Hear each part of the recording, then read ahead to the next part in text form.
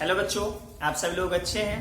चलिए ठीक है। आज हम लोग कक्षा 12 की रसायन विज्ञान में चैप्टर नंबर 3 इलेक्ट्रोकेमिस्ट्री से जो टॉपिक पढ़ेंगे वो टॉपिक होगा मानक गिब्स मुक्त ऊर्जा और मानक सेल विभव में संबंध। ठीक है, इसके पहले की वीडियो में हम लोगों ने पढ़ा है कि साम्य स्थिरांक और मानक सेल विभव के बीच में संबंध। ठीक है, और आज की वीडियो में हम लोग इसमें संबंध देखेंगे और दोनों से संबंधित सवाल भी लगाएंगे, न्यूमेरिकल्स भी करेंगे। और वो न्यूमेरिकल्स जो होगा वो मैं नोट्स में प्रोवाइड नहीं करूंगा, इसलिए आप लोग न्यूमेरिकल्स अगर देखना चाहते हैं तो इस वीडियो को लास्ट तक जरूर देखेंगे। ओके, चलिए हम लोग स्टार्ट करते हैं।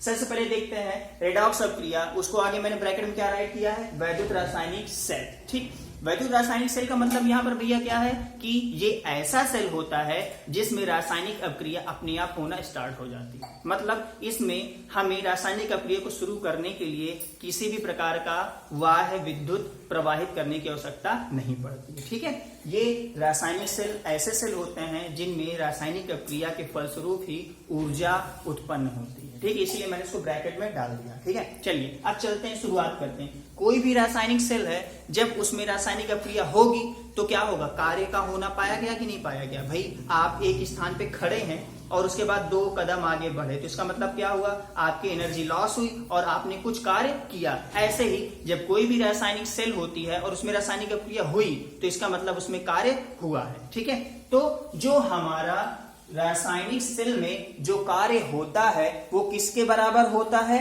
उस सेल से मुक्त इलेक्ट्रॉनों के आवेश और सेल के विद्युत विभव के बराबर होता है। किसके बराबर होता है, जो हमारा रासायनिक सेल में जो कार्य होता है, वैद्युत रासायनिक सेल में जो कार्य होता है वो किसके बराबर होता है, मुक्त इलेक्ट्रॉनों के आवेश तथा EMF इलेक्ट्रोमोटिव फोर्स के बराबर होता है। मतलब W बराबर क्या हो जाएगा, NF इंटू E सेल।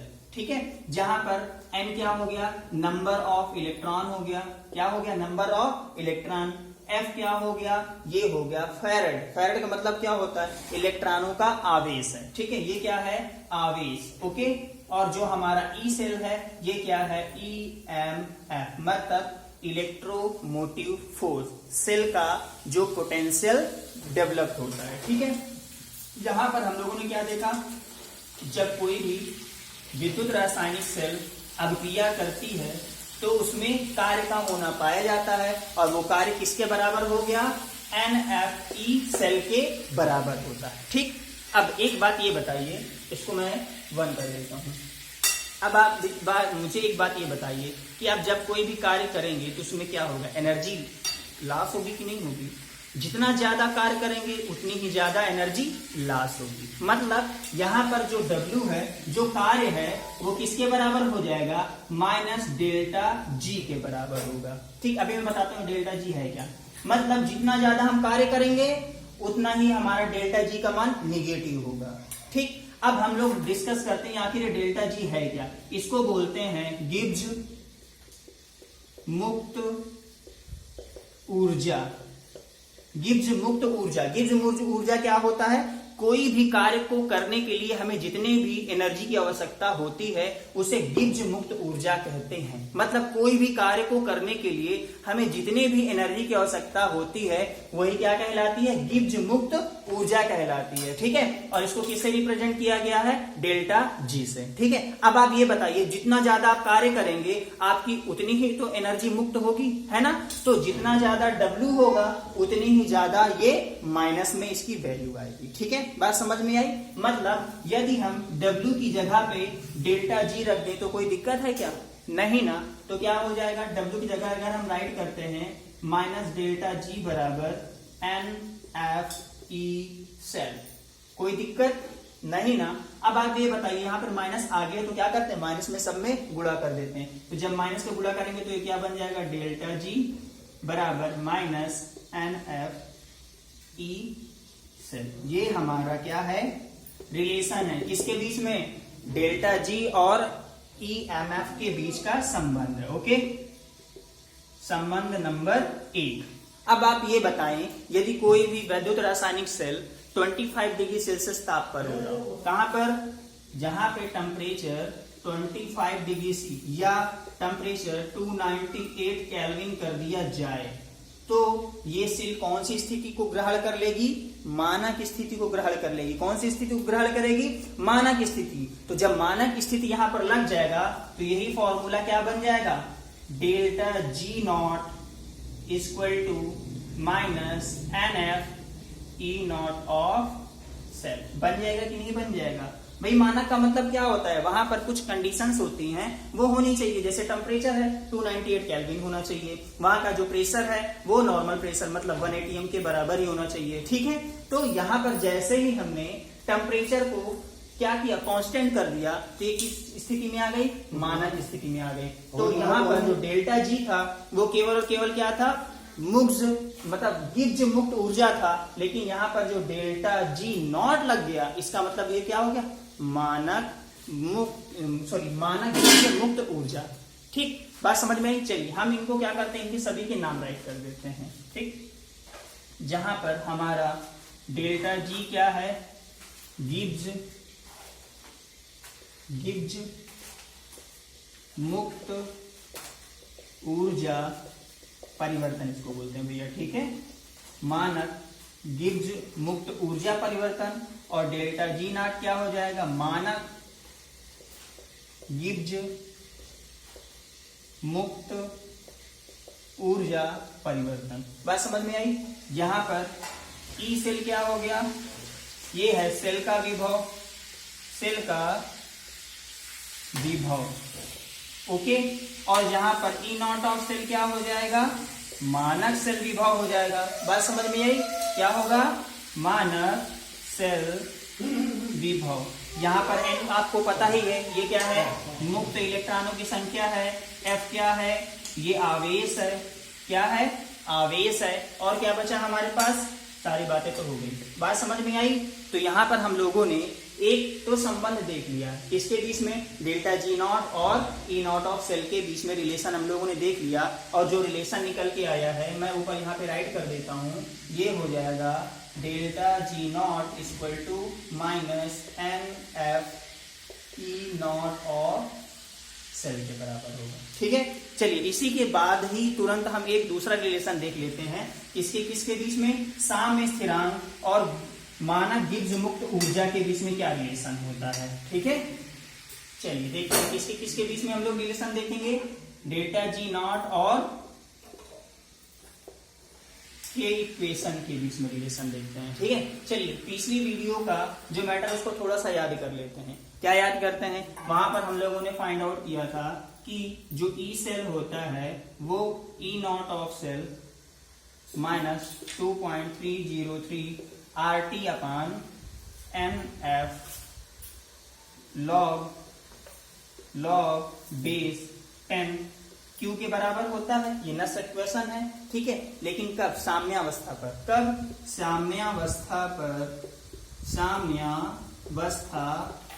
साम्यावस्था पर जो सेल का EMF होता है वो किसके बराबर हो जाता है?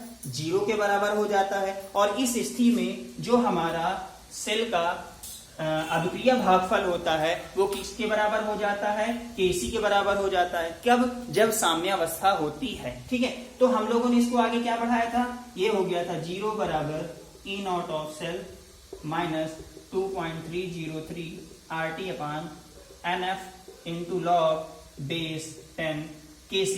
यहाँ पे मैंने इक्वेशन पहले लगाया था EQ, अभी मैं क्या कर देता हूँ? Kc कर देता हूँ, क्योंकि बुक में आपको Kc के रूप में ही मिलेगा। ठीक है, अब अगर मैं यहाँ पर Kc बराबर निकालूंगा तो क्या हो जाएगा? अब गौर से देख करके बताएं क्या हो जाएगा? लॉग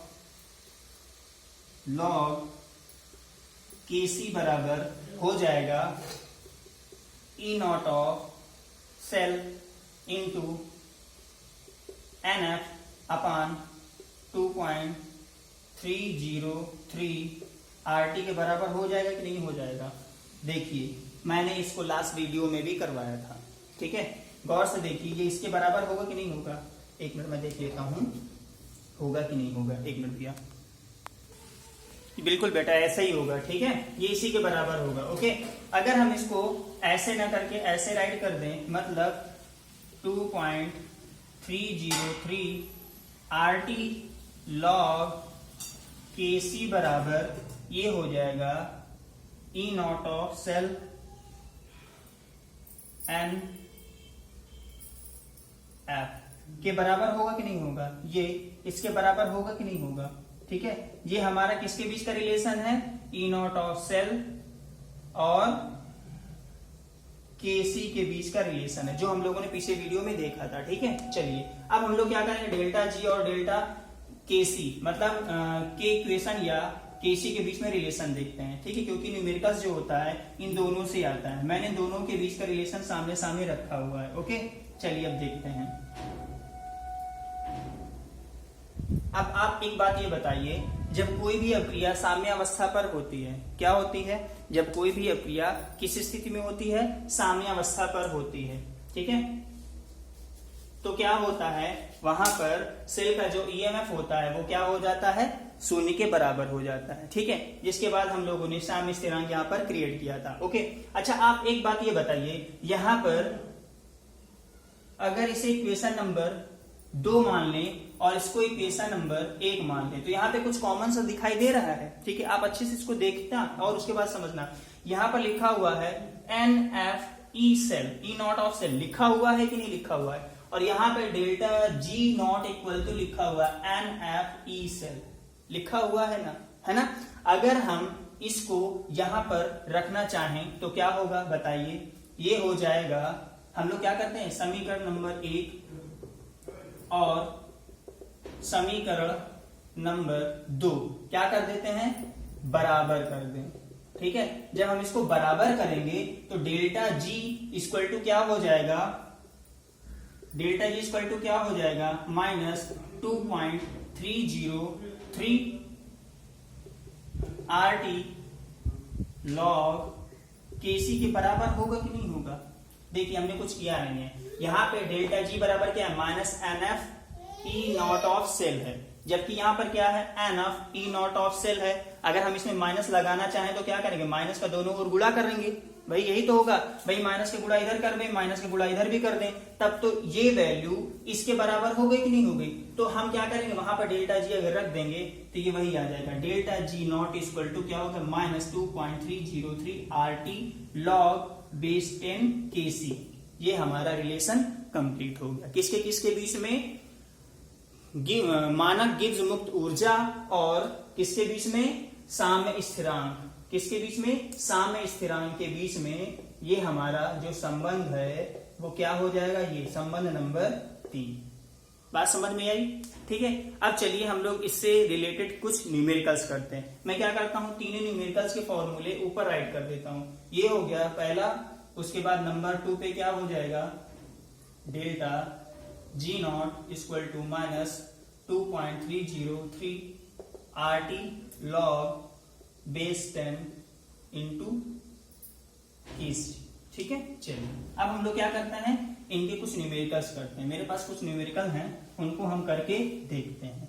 जैसा कि मेरे पास एक पहला न्यूमेरिकल दिया हुआ है, इसमें है कि निम्नलिखित अभिक्रिया का साम्य स्थिरांक ज्ञात करें। मतलब एक अभिक्रिया है, कौन सी अभिक्रिया है, Fe plus CuSO4 copper sulphate. Okay, उसके बाद बना हुआ है FeSO4 प्लस Cu।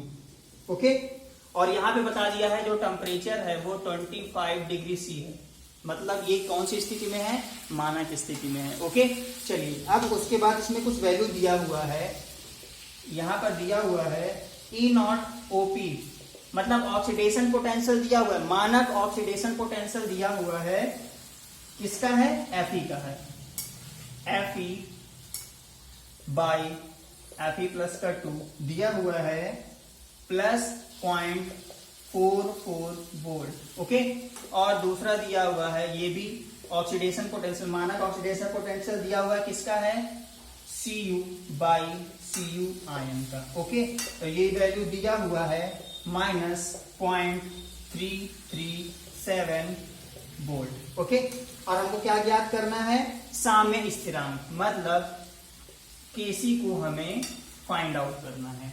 बात समझ में आई। चलिए ठीक है, अब हम लोग क्या करते हैं, इसको सॉल्व करते हैं।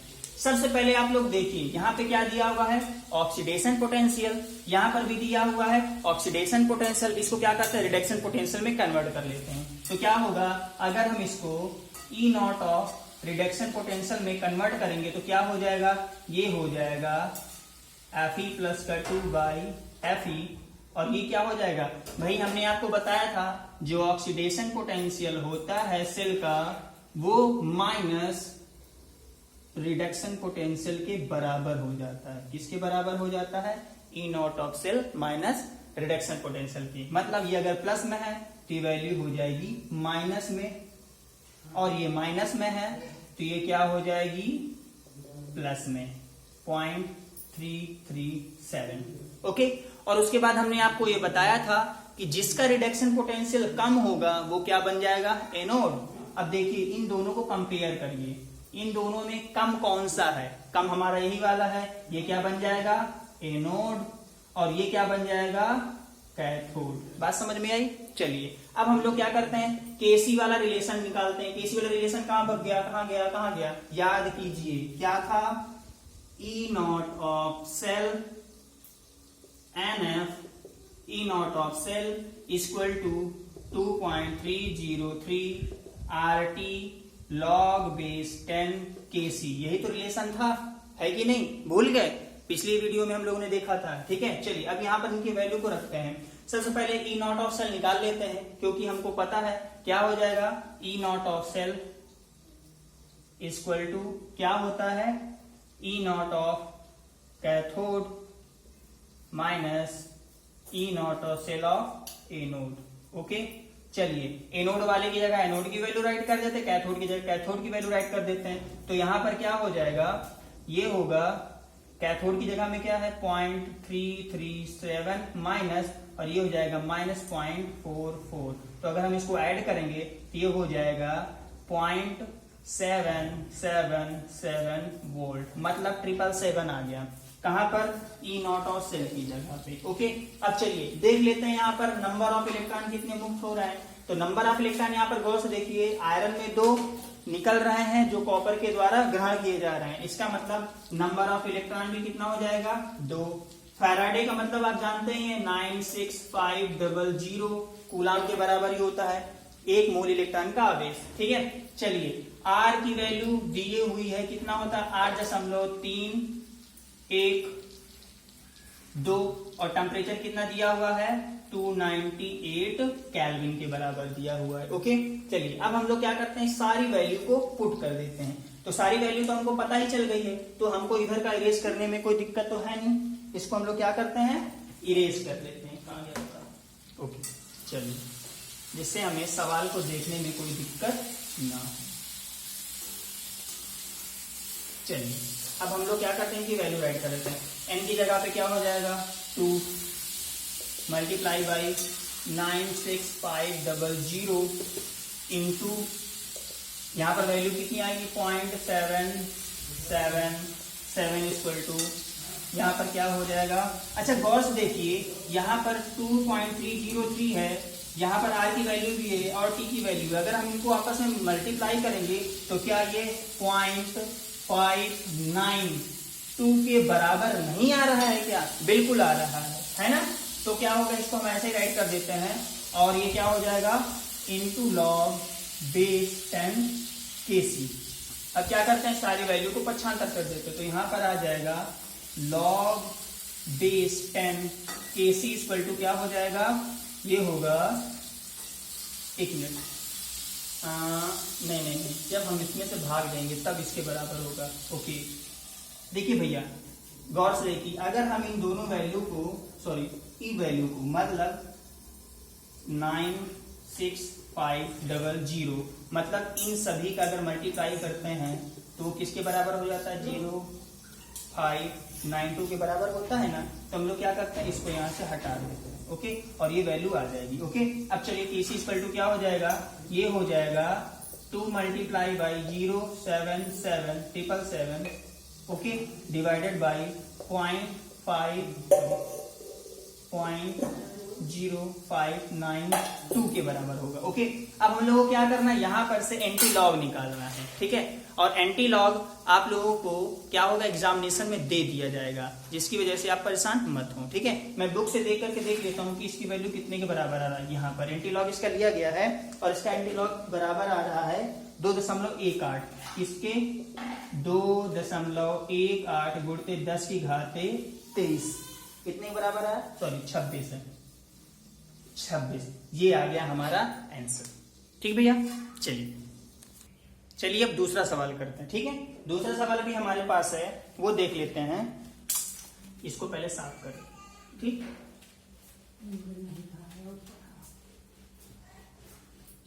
दूसरा सवाल हमारे पास है कि एक घड़ी है, ठीक है, और उस घड़ी में एक जो आप लोगों ने देखा होगा, जो वॉच होती है, रिस्ट वॉच होती है, उसमें क्या होता है, सेल पड़े होते हैं, और वो सेल की अवक्रिया इसमें दी हुई है, क्या है, जिंक है, zinc plus Ag2O plus H2O अवक्रिया हुई, आ रहा है जिंक आयन बना रहा है, साथ में क्या बना रहा है, 2Ag बना रहा है, और साथ में 2OH आयन है।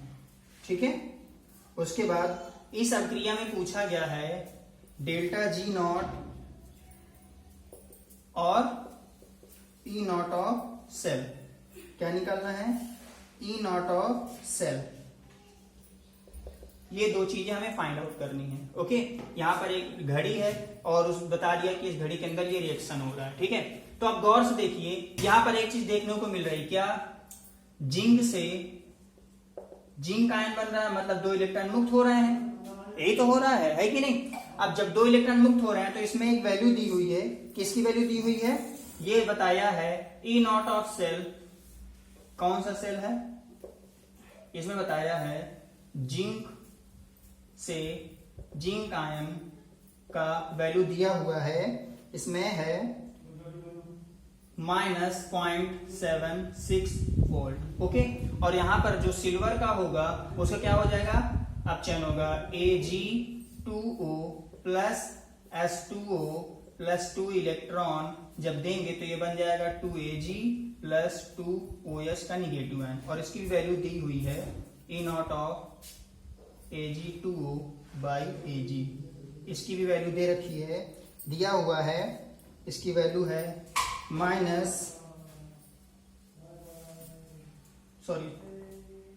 प्लस 0.34। ओके, चलिए अब हम लोग इसको क्या करते हैं, सॉल्व करते हैं। पूछा क्या गया है, डेल्टा जी का मान, और क्या पूछा गया है, E0 ऑफ सेल। ठीक है, सबसे पहले तो हम लोग E0 ऑफ सेल याद कर लेते हैं। E0 ऑफ सेल बराबर क्या होता है, E0 ऑफ सेल बराबर क्या होता है, E0 of cathode minus E0 of anode, यही होता है ना।